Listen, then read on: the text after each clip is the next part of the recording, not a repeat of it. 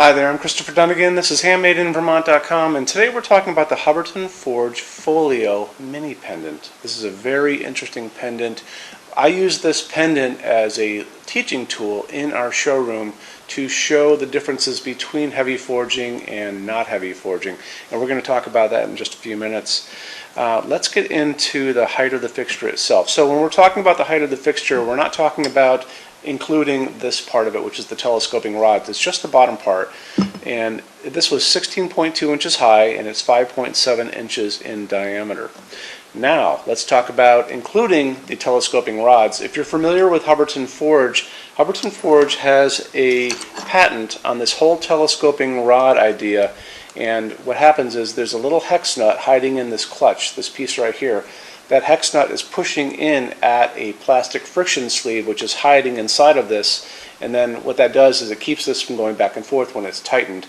It's going to come with this little hex wrench, so when I kind of back out that little screw, you can see that this can telescope back and forth. Okay, back and forth like that.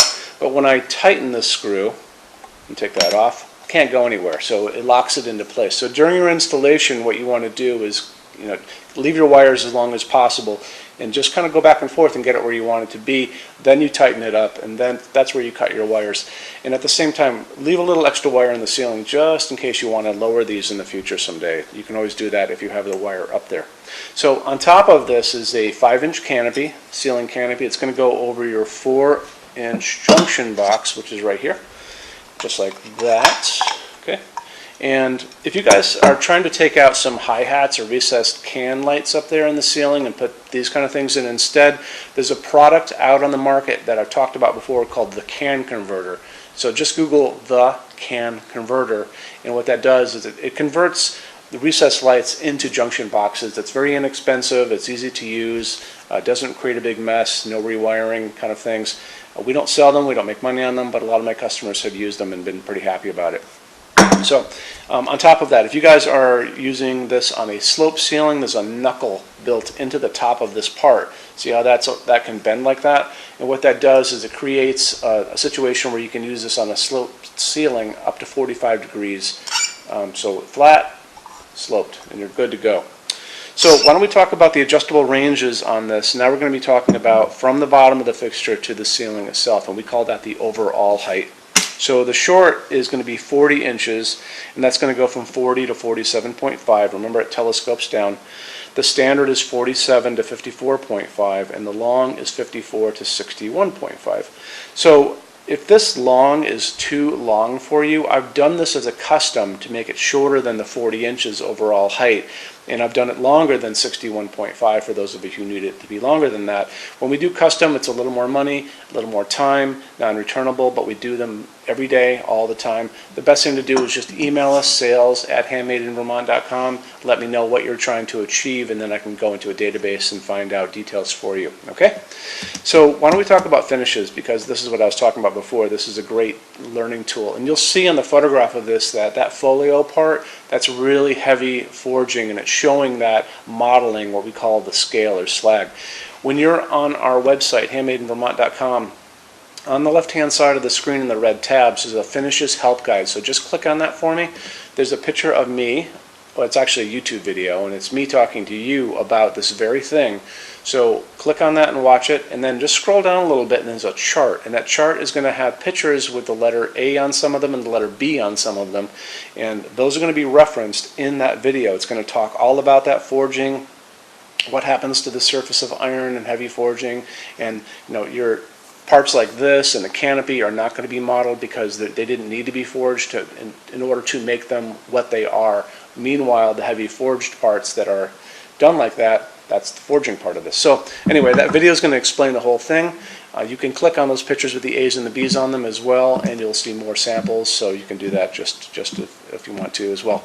Okay, so moving on from finishes, let's talk about lamping on this. So this is going to be using it's called a GU10 socket, and what that uses is, this is a GU10 setup where you have these two little prongy parts there, and they kind of click into place.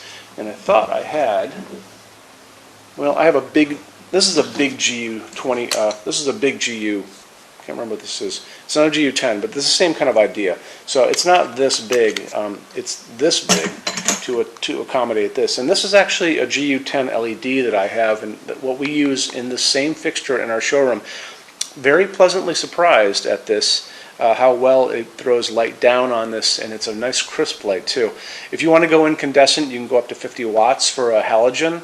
If you want to go for an LED, I think this is like a 4.5 watt LED, and it throws a ton of light down, as much as that 50 watt halogen easily. Matter of fact, people that I show that to can't even believe it's a LED, because it's just, it has a reflector base inside. You see all those little facets, and it's throwing a big beam down.